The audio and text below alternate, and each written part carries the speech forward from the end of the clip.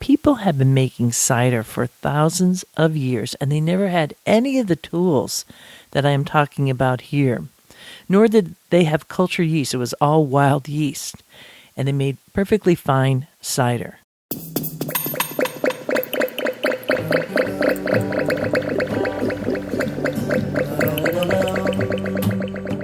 Hello, my name is Rhea Windcaller, and I am the producer and cider MC of this weekly podcast, where we speak with makers, cider enthusiasts, and folks within the cider trade from around the world. Hip, hip, hooray! Welcome to Cider Chat. Ooh, if you are new to this here podcast, you have hit right at the perfect time of the year to be checking out a podcast all about cider, all about palms, orchard care, the world out there, the global world of cider. It's such an exciting time because it's fall in the Northern Hemisphere, and at this time, boy, the presses are churning. People are still getting some apples, and it's still a great time to make cider. So fear not if you're thinking, oh man, it's October and I'm not seeing any apples on the trees. There's lots of cider mills. There's lots of jugs available. There are groups still forming. Check out on your meetup pages for people who are like doing community pressings. There is still time to do it. And I'll tell you, a lot of messages have been coming my way ever since I posted 2 episodes 2 weeks ago. One on the basics of making a 1-gallon jug of cider, where you're not going in too deep, and the other one on cleaning and sanitizing. Super popular. That tells me that there's a lot of folks out there in Ciderville just hungry, or I should say thirsty. Maybe you're hungry and thirsty. I hope you're just thirsty for cider. And so we're going to deliver that a little bit more today. I'm going to go deeper into the topic of primary fermentation. Again, kind of staying in that first step, that beginner's mind of you got your juice, you got your vessel. Now what the heck do you do? What are the steps? I'm going to bring you along in the steps as I continue to practice my ability to explain something that I've been doing for so long in as simple terms as possible. And you'll be able to go to the website, ciderchat.com, look up this episode 384, and see those steps laid out there, what equipment you will need. There are some affiliate links that kind of bring you to getting some of the products that you need. And I need to be transparent because that's the rules of the government, that if you click on those links, there's a kickback to Cider Chat at no cost to you. It's a great way to support this podcast. But that's all there at episode 384. And yowza, speaking of the website, there is going to be the new website going live. It might be live by the time I am speaking. I know it's going live this week. It's supposed to. Boy, we've been working really, really hard at it. Just getting it so it's super user-friendly. There's going to be a search little window there. I'll be talking about it in next week's episode, the actual website and some of the fun bells and whistles. It's been like my dream. This has been like my 2023 super focused. I thought it was going to be another project, but I really had to get the website up and running because with nearly like 400 episodes, there's a lot there. And I also want to just make mention of last week's episode, number 383, with Jane Stewart, the author of a new book, actually the only book ever written fully on medlars, called Medlars Growing and Cooking. I loved it. That episode has seemed to inspire people all over the world to plant medlar trees. That's the best news ever. Isn't it? In fact, we got a note at the Cider Chat Facebook page from one of the listeners saying she's going to be planting the tree. And then just today, while I was seeing a good friend, my friend Laura, she said, Rhea, can you get me a medlar tree? And I want to say, in the book on page 179, Jane has listed where to buy medlar trees, and one of the places that popped out immediately is Fedco Trees up in Maine. And Fedco was started by John Bunker, and so I would, definitely check out Fedco as one of the places. There's a number of different locations, but I'm going to recommend you buy this book and check it out there. Medlars are often grafted onto a rootstock of quince. Yes, they are, because we make very good rootstocks for many things, even pear trees. Indeed, Mr. Quince, indeed. I believe that there is a pear in the orchard here on a rootstock of quince. If my recollection is correct, Pear, we have 2 pears on a quince rootstock and also 2 medlars out there in the little orchard that we have, and that's Abrida and Royal. Some of my best friends. And you are too. And I just want to introduce everybody to my dear friends, the Talking Palms, who are always helping me here at Cider Chat Central. So if you haven't met them yet, allow me to introduce Mr. Quince. Hello. Pear. Yes, hello, I am Pear. And the Medlars. Hello. All right, shall we keep on moving on? Because I know there's a lot going on. I just wanted to make mention about that episode. It was so fantastic with Jane. And geez, it's really nice to see Medlars having their time in the spotlight. Agreed. Yeah. All right, moving forward. It's that time of year when we talk about one of the premier events coming up in the middle of the winter up here in the Northern Hemisphere. It's going to be taking place in January of 2024. This is an event by the American Cider Association, which is one of the sponsors for this here episode. Can you take it away, Carter? My pleasure, Rhea. Attention all cider lovers and industry professionals. Registration is officially open for CiderCon 2024. The largest conference in the world dedicated to the cider trade. And this year, CiderCon is taking place in the vibrant city of Portland, Oregon. CiderCon is the premier event of the year for anyone in the cider industry. Whether you're a seasoned pro, just starting out, or a cider enthusiast like myself, save the week of January 16th through the 19th, because this extraordinary gathering kicks off with our pre-conference starting on January 16th, featuring one-day regional cider tours. And for those looking for a little extra adventure, we even have 2 overnight tours to the Seattle area and the stunning Olympic Peninsula on January 17th. CiderCon proper begins.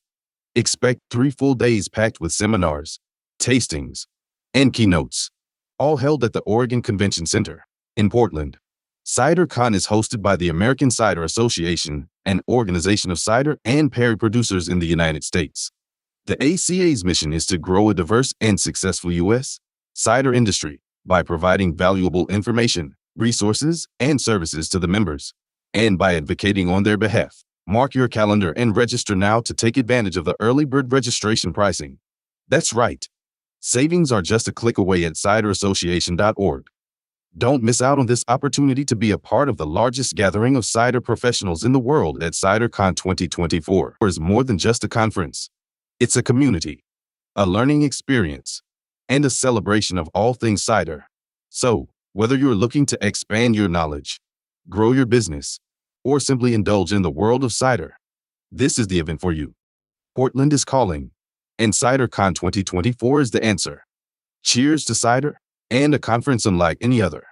Visit ciderassociation.org now to secure your spot and take the first step towards an unforgettable cider experience.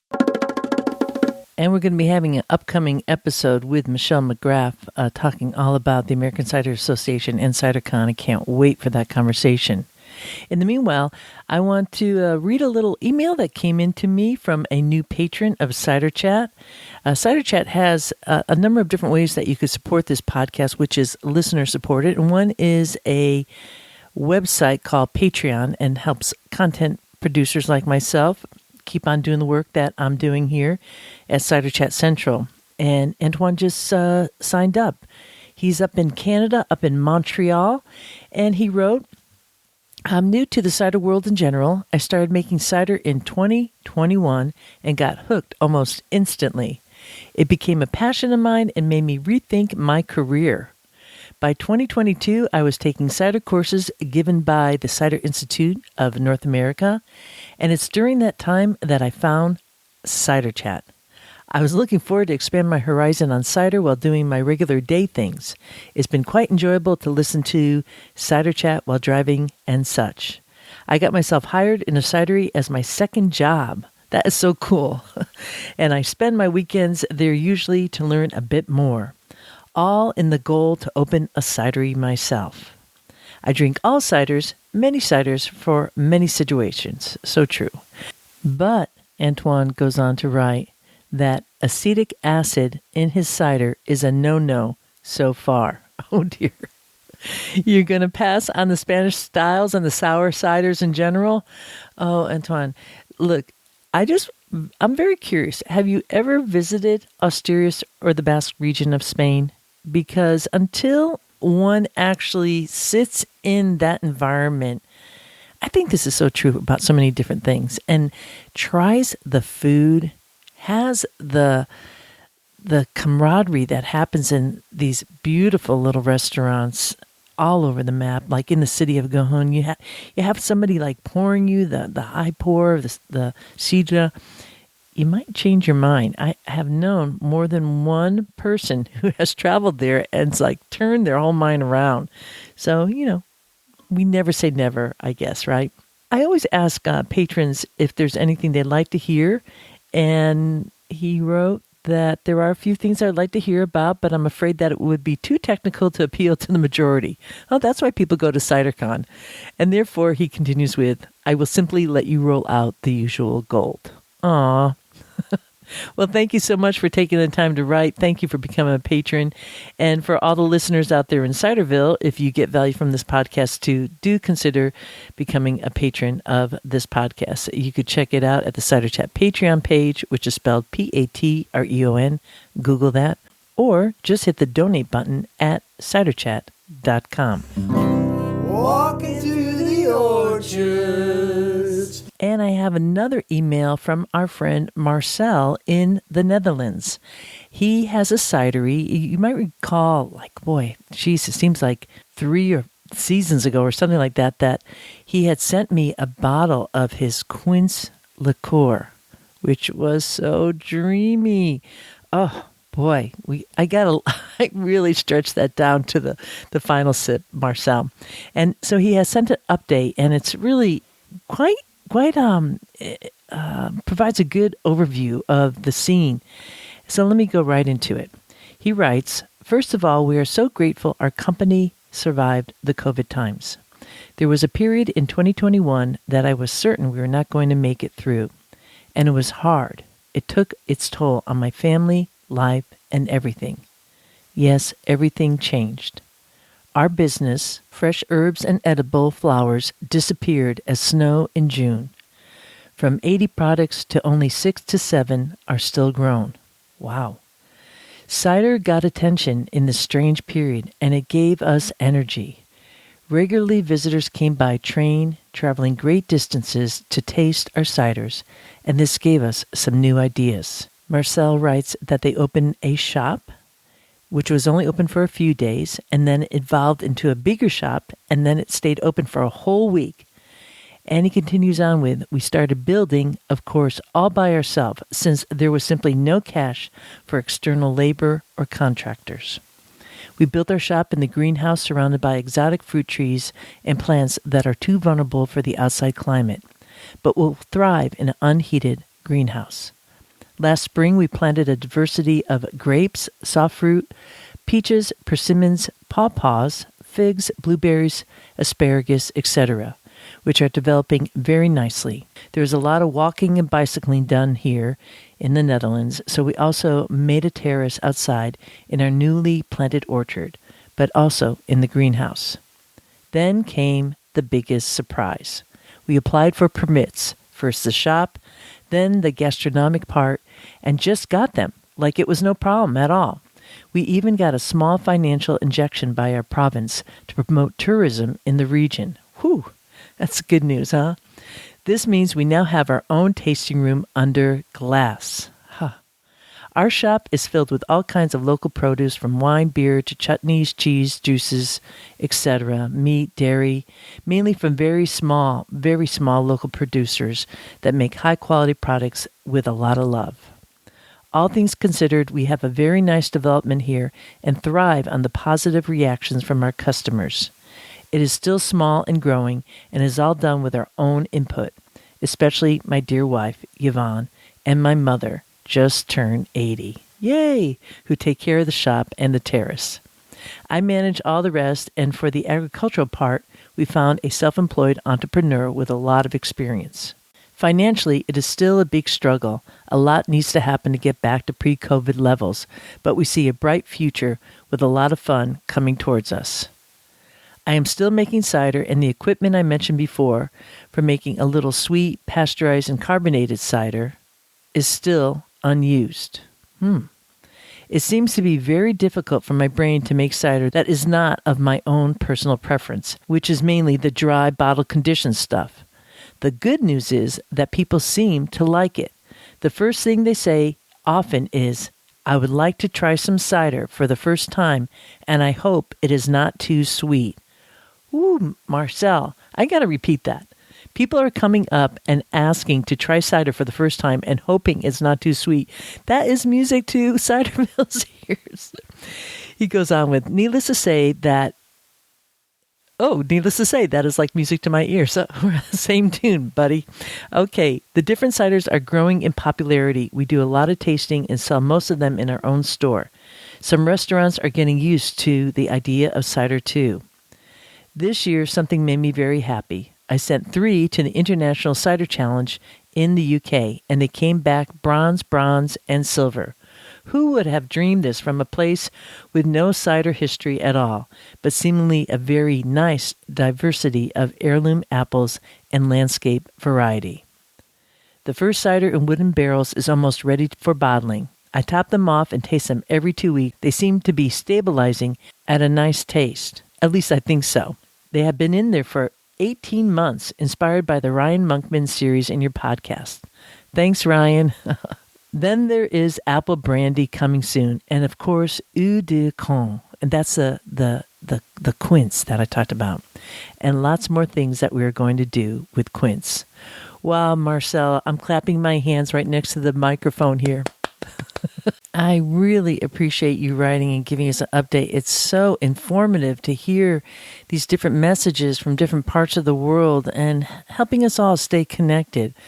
That's really what I've always wanted to do with this podcast, and you taking the time to write and give us some pretty cool, really cool news. And a little bit of a pause there to think about, right? People asking for dry cider, and the Netherlands has a lot of fantastic cider makers. It is a site that you really want to be thinking about. And I'm going to be putting in the show notes a link to Marcel's Cidery de Genève. If you're looking at the country, the Netherlands itself, you have Amsterdam to the north. And where he's located, Marcel and his family and the cidery is further to the south. And, it's a small country relative to anybody in the U.S., right? So it would take like maybe under 2 hours to drive to, and just beautiful. You can take a train down from Amsterdam and check it out. So do follow him along at Instagram and see what he's doing. And, this makes me really, really excited. Thanks again. And Marcel is a patron of Cider Chat, and this is one of the reasons why I really encourage you all to sign up for the Patreon page, because it's a nice way to stay interconnected. And, wow, huh? Okay, we're next going to take a little break here, and then I'll be coming back with the feature presentation on primary fermentation of your cider, so you could get going this fall. There is still time. Smelling all the blossoms, kicking up our feet. It is cider making season, and in this episode, we're going to get a little further into the steps of cider making, or really what you could call the art of cider making, because it requires you to think a little bit like a chef. You're in your own kitchen. That juice is at your command. You are going to be molding it and nurturing it and bringing it to full fermentation, so that at some point down the line, and not too far off really in the distant future, we're not talking 10 years, 5 years, or even 2 years. We're looking at like probably a 7-month endeavor of apple to glass. And that's where we're going to bring you this week. You do have a reference point already a little bit of building the foundation of cider making skills in past episodes, just a couple weeks past, in episode 381, which was the basics of cider making. And that would help you make a 1-gallon jug of cider if you don't want to invest a lot of time or money or really thought, like kind of just baseline level. And then the following week in episode 382 was about cleaning and sanitizing your equipment. There will be links in the show notes for this episode, which is number 384, to those past two episodes. So you just go to ciderchat.com, look for this episode 384, that's number 384, and you'll see those past episode links and you could check it out. Especially if you're new to this podcast and you're like running around in circles. And I know this can feel really daunting. Believe me, I have been there many, many times early on. And even if I kind of step away from it, sometimes I don't remember and I need a little bit of a reminder. So this might be a reminder for some folks who are longtime cider makers. You might be, well, kind of like me, where maybe somebody gave you some old fermentation equipment and you have a larger vessel for your juice, like a 5-gallon carboy or a 3-gallon carboy. They come in 6-gallon too. And you also have what is called a hydrometer, where you could check what is called specific gravity. I'm not going to jump ahead too much, but I know as soon as I say that word to some people, and if you're like me, I was like, what the heck is this? You know, my friends are talking about, well, that's 1.04, and now it's down to 1.000, and I'm like, 1 point what? I don't get it. So this is base level, kind of making it an even playing field for everybody. Don't feel overwhelmed. You don't need to know much about math, but these skills will help you ferment and bring your cider in a certain direction. But I want to remind you that people have been making cider for thousands of years, and they never had any of the tools that I am talking about here. Nor did they have culture yeast. It was all wild yeast. And they made perfectly fine cider. Well, I mean, we're guessing they made perfectly fine cider. Maybe one's palate changes and it wasn't great at all. But there is a reason why people are still making cider from way back till today. And that cider's coming back because, one, it's a lot of fun to make cider.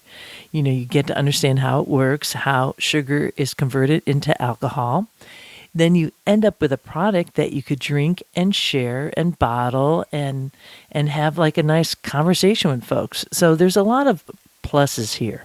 In short, don't let it overwhelm you. And I'm hoping that this episode will kind of guide you slowly into it and give you a nice broad stroke approach to cider making and give you also at the same time some concrete skills. All right, let's begin with you got your apple juice, you got your vessel, it's all cleaned. What next? What is the first thing to do? Make sure you are taking notes because those notes are going to come in handy through the lifetime of that fermentation. And you'll be referring back to those notes a couple months down the line. I mean, we have busy lives, and I know I forget stuff all the time, you know, from day to day. So make sure the first thing you do is have a little notepad. And that's where you are going to be writing down the first thing that you discover about your apple juice, which is the specific gravity. That's the first thing we're going to be checking. And you're going to do kind of multiple readings. And when I say specific gravity, that might sound like something from outer space. I mean, specific gravity, we're talking about the moon? What's up? We don't have to worry about the moon, but we are going to be comparing our apple juice to water. So we have the specific gravity of water, which is constant pretty much across the board, right? There's some constants that we could kind of lean into, and water is one of them, thank goodness. And the specific gravity of water at like 39 degrees Fahrenheit or 4 degrees centigrade is 1 or 1.000. And on a hydrometer, you're going to have this, and what a hydrometer looks like, it looks like a long test tube in a way, a little stubby at the bottom that gets thinner, and there's all these like horizontal lines going up, 1.000, 1.004, 005. That's where all that, like, folks who like, sending out, well, that was a 1.044 or 1.059. That's where those numbers come from. So let's get back to water. Water has a specific gravity of 1. It comes to reason that apple juice has a bit more density to it because it has sugars and other solids in it.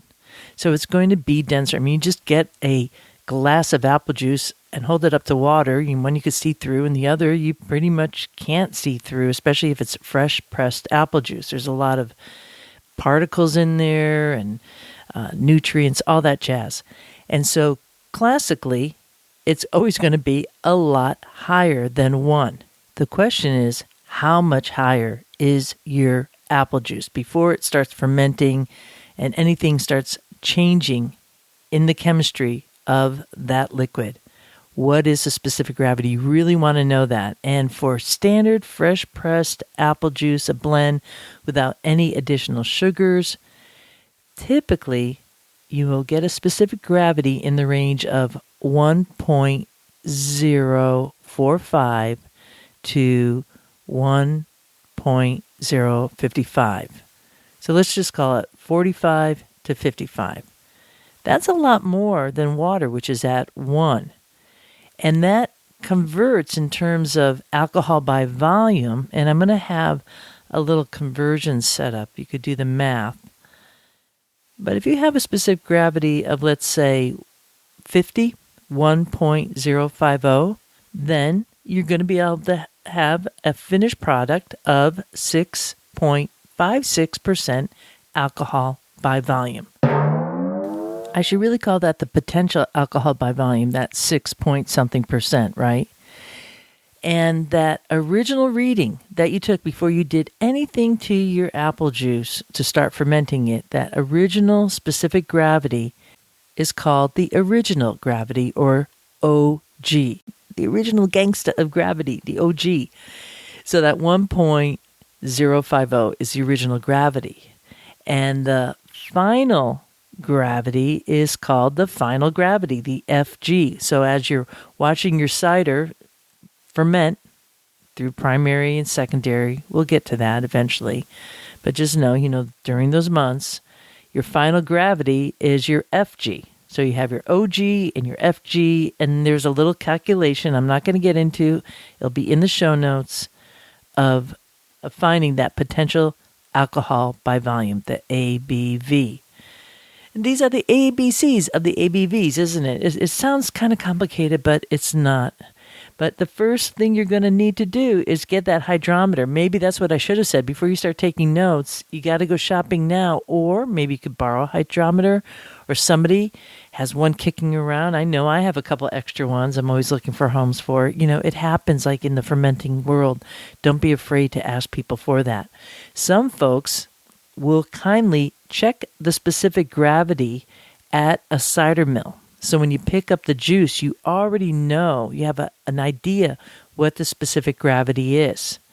The key, though, is you bring that home. It's probably a good idea to check it at home, too, because when apple juice is being pressed and it's happening in the fall and it's cold out, there's a chill in the air, that juice is really, really cold, too. And temperature will affect the specific gravity. If it's super chilled, you want it to heat up a little bit and to bring it up to temperature. And for a standard for me, I wait for it to be about 60 degrees Fahrenheit, which is 15 and a half degrees Celsius, around there, to get a good rock solid specific gravity, or that OG. And it's always going to be, unless somebody poured a whole bunch of water in your apple juice, it's always going to be higher than 1. And now we're seeing readings from different, I'm going to say arid type of regions, like in Southern California, different parts of the world where they're getting a very high reading, more sugar than ever because of the lack of water, the sun kind of baking that, and a higher and higher specific gravity, which means a higher OG. as a standard, it's nice to have around a 6% glass for myself, but we're seeing, 8%. It could easily shoot up there, especially with climate change and a warmer, hotter summer happening. You're getting more density in that apple of the sugars, and yowza, it could get way up there without the cider maker doing anything. Here's a few tips about the hydrometer itself, especially if you're purchasing it for the first time. You could just get the hydrometer standalone with like a little plastic outside sheathing that could be kind of protective, but is so protective. I have that. I've used it. It works. And that's like typically under $10. Or you could kind of scale up for another like $5 or $6 or so and actually have a nice glass cylinder to hold the hydrometer during your measurement. I would personally avoid dropping the hydrometer into your fresh pressed apple juice. Say it's in a big glass carboy. One, it's going to be hard to get it out. And two, you're putting a foreign object into the apple juice and you want to keep that juice as protected as possible. Even if you've already sanitized your hydrometer, which is something you do want to do. When it comes to cider making, every little ounce of juice you're very, very protective of, especially if you're pressing your own apples. So as a standard, I pour off a little bit of apple juice out of the carboy. I have a little special doohickey tool that is like a wine thief. It goes in, pulls out the juice. It's sanitized before I put it in the apple juice, pull it out, and put it into my hydrometer. Once done, you let the hydrometer go into that liquid. And of course, you don't want to have so much liquid because it will pour out of the little case because it'll be weighted. It'll go down, sink down to the bottom and pop up. And you take that top level reading. And with many liquids, there's always like a little curve. And you're like, oh, I can't tell. Is that like 1.052 or 5.4? And depends on how refined your hydrometer is, how really detailed you could get. I say don't sweat it too much. Unless you're a commercial maker, then you do have to really pay attention. But for folks like us who are amateur cider makers, just get a general reading, let it sit still, walk away, make sure it's up to temperature. And the cool thing is, while you're waiting for that specific gravity, you could be doing other things that we're going to talk about next. Let's say you brought the juice home, it's pretty cold, you're waiting for it to come up to 60 degrees, so you pull off a little bit of apple juice, you set it in your little hydrometer kit, put it on the shelf, and then you do these next steps. And then you come back and take the reading and jot it down. So, it gives you a little leeway there. But always remember, anything that you put into your apple juice going forward, you want to make sure it is sanitized. And you want to keep the oxygen off of it as much as possible. All right, let's go to step 2. Check the pH of your apple juice. A pH, by the way, stands for potential of hydrogen or the power of hydrogen. We don't say that. Power of hydrogen. We just say the pH. And that's going to tell you how acidic your cider is. We already know that cider, because of malic acid, has some acid in there. And pH has a scale, and it ranges from 0 to 14. 7, the number 7, is neutral.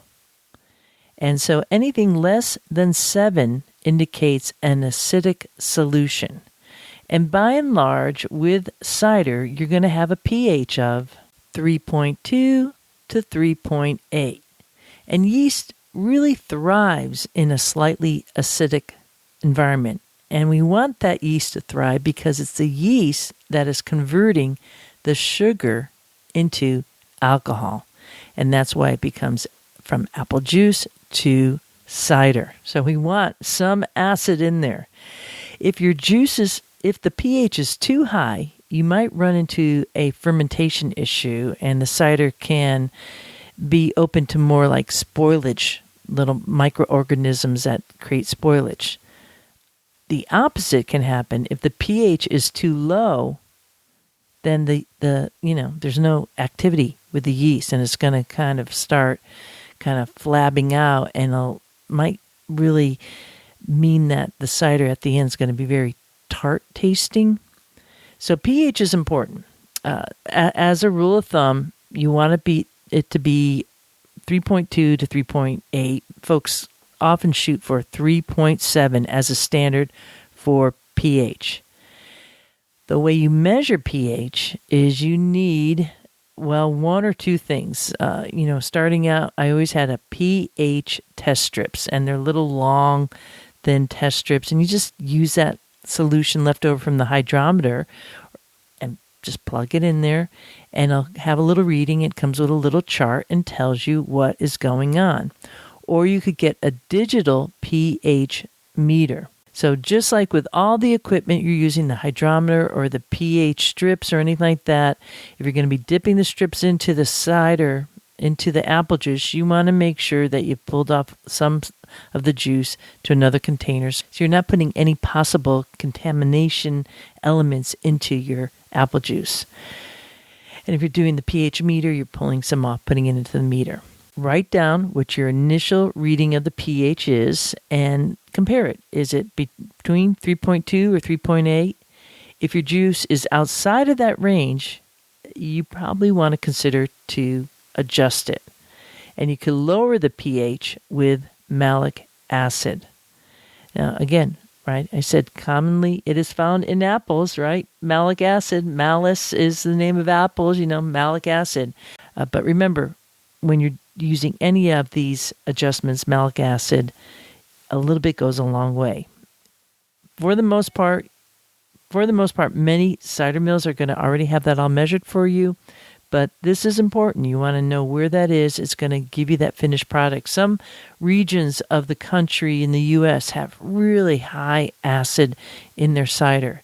And then you go to regions over in Europe, like the UK or France, and they have very high tannin and low acid. And, for a cider maker like myself or folks who have been doing it a long time, if you know your apples, they just kind of go with it and don't even worry after a while. But initially, it's kind of a fun little science project to do. Test the pH. And while you're at it, test the pH of your water at your house and everything else. You could do some good experimentation. But that will be important because a nice baseline acid range of like 3.7 will give you a nice, bright, refreshing taste to your cider. So we started with step 1, which is the specific gravity. You want to get the OG, the original gravity. And step 2 is measuring the pH. Let's next go to step 3. Now, first off, I want to say this batch that we're making here, we're talking about using a cultured yeast, a store-bought package of yeast. It could be in dry form or liquid form. And because we put a lot of money into that yeast and we're trying to get a particular style of cider, a finished product, we don't want to have any wild yeast fighting with that cultured yeast. So the way to take care of that is to add metabisulfite, or SO2. And what that does, the SO2, is it kills off the wild yeast and any bacteria that's present, and it also helps prevent oxidation. Thing about when adding metabisulfite, and it's also called Camden tablets, people just get it in a tablet form. You always want to break it up beforehand, so as powdery as possible. I like taking off a little bit of apple juice and mixing that metabisulfite in solution. And it can be very powerful to the nose. So you want to have a good airflow around you. Maybe outside is the best option there. After you add that back into the carboy, you're kind of stirring it around. You have to wait 24 hours before adding the yeast. Because if you add it too soon, it will kill that yeast too. And then you're like back at square one saying, why is there no fermentation happening? Because the sulfite killed it all. There's different measurements for metabisulfite. As a norm, I don't use a lot for mine. I go really, really low amounts. So for a 5-gallon carboy, I might use 3 Camden tablets. There are standard formulas for metabisulfite. I think it's like a teaspoon or three tablets might do it, or a half teaspoon. you try it, you kind of risk having that wild yeast in there. So that's step 3. Next, let's go to step 4. Wait 24 hours. Okay, so you put that metabisulfite in, you have to wait 24 hours before you do step 4, because if you add anything into that, such as yeast, that metabisulfite will knock off the yeast. So you've waited 24 hours. After that 24-hour period, you can then add pectic enzyme. And that helps break the pectin down in the apple juice. And it allows for a clarified cider. I think this is particularly good for folks who don't rack too often. I, for one, do not add pectic enzyme. You could skip that if you want. It's not necessary if you're not really worried about what the finished product looks like. And maybe at this juncture, that's not so important. And maybe you're also thinking about doing a lot of racking of your cider, which is clarifying it. As the yeast particles drop to the bottom, you rack that liquid off into a new container. But if you're not, then maybe consider using pectic enzyme. There's no waiting period after you add that before doing the next step, which is it's time to pitch your yeast. And that means that you have yeast on hand. If you don't, you are sitting there with your fresh pressed apple juice and you check the pH, you check the specific gravity, and you added the metabisulfite, then you only have 24 hours to go out and get some yeast. And do not use bread yeast. Believe me, I've tried it. It does not work. You want to have something that's going to direct that apple juice towards a specific style of cider. There's a lot of choices out there for cultured yeast products. You could go online. You could check the link that I'll have in the show notes here to Fermented, who is an ongoing sponsor of Cider Chat. So by trying that, you in one way or the other are helping back with Cider Chat. And I always like to hear out of those SAF cider yeast from Fermented's work. They have 4 different kinds, from an everything kind of cider, like a general style, to more dry or sweet, fruity. So check it out. Fermented has it, and there's other makers. Yeast comes into little packets, kind of like the basic bread making yeast packets, and it also comes in liquid form. The dry yeast is always a lot less expensive than the liquid yeast. And the liquid yeast can range up to like $10 for one little vial, if you will. But this is an important point. If you have dry yeast, you're going to just sprinkle the yeast on the surface of the juice. That's the easiest way to do it. I do have past episodes on working with yeast. I will make a note to myself to put that in the show notes for you. There's typically no need to stir it in, but I really recommend stirring it in because it will just quicken that process.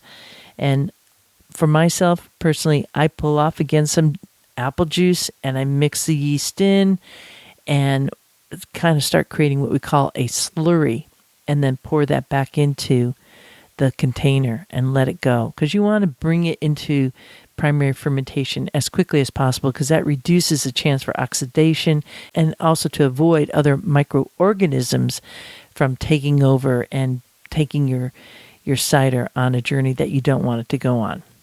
So once you've pitched the yeast, we go to really the final step that brings us into primary fermentation. Close the container and attach the airlock. And the way you do that, especially if you have any kind of vessel, is you're going to put a stopper in a hole in the top of the carboy. And this is a rubber stopper with a hole all the way through. And you put in the airlock, and the airlock needs to have water in it. So it doesn't allow any oxygen to come in. It only allows CO2 to come out, because as the yeast start consuming the sugar, it's creating CO2, and that will come bubbling out of the airlock. And the airlock looks like an S-shaped device where there's 2 little channels, and you fill up that airlock about halfway. There's often a little measuring line. It's a horizontal line on the airlock. And there should be equal pressure when you put it in initially, because there's no CO2 being released at that stage right initially. And so you will have like an even line of water. And then in short order, maybe almost immediately, there'll be like a counter pressure coming off of that apple juice that's being converted into the cider by the yeast. And there'll be counter pressure, and you'll have blub, blub, blub, blub, blub, blub. The sound of the music that you heard coming into this podcast. That's what it sounds like. It's music to our ears. We love it. I like covering that little airlock with a little plastic baggie or something like that, just so that it keeps the dust away and it's easy to like open it up and not have a lot of dust to clean. And that's the beginning of what we call it's primary fermentation time. You made it. This is the initial stage where the yeast is eating up the sugar and converting it into alcohol and also carbon dioxide. This stage is really vigorous. You're going to see a lot of foaming action, which means when I do this, I leave some headspace in my carboy. I typically will take off probably about a quart or so of apple juice, and I'll put that in the freezer and wait till primary is done, and then I will heat that juice up so there's no organisms in there and put it back into the cider and let it go into secondary. So I want to have some headspace during primary. It's very important at this stage to be monitoring the fermentation. You want to see activity. You want to see the vigorous bubbling, and then you want to know when the bubbling starts slowing down to just get a sense of that. You'll see all these particles and precipitants start dropping to the bottom of your container. Those are the yeast cells, the dead yeast cells. They're dropping down. Primary fermentation takes about 1 to 2 weeks. I leave my cider, by and large, like a month. I don't really worry about it because it's always like this time of year when the holidays are kicking in and I can't really think about too much. But this is that initial stage, primary fermentation.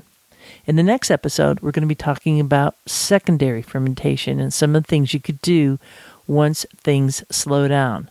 But you made it this far. Kudos to you for being successful, taking those steps, being clean, being sanitary, and really directing your cider forward. Now, I want to take a little pause here, and when I come back, I'm going to talk about wild ferment if you're not using cultured yeast and what would be different during your primary fermentation setup. Walking through the orchards. With a wild ferment, that means you're going to be using the apple juice as is, and any yeast that was in that cider house, in the orchard, that's all going to contribute to the wild yeast. And hopefully with good vibes your way, and I'm sure you have it, you're going to have some good wild yeast there and it's going to be fine. As such, you're going to do some of the same things. You're going to check the specific gravity. You're going to be checking the pH.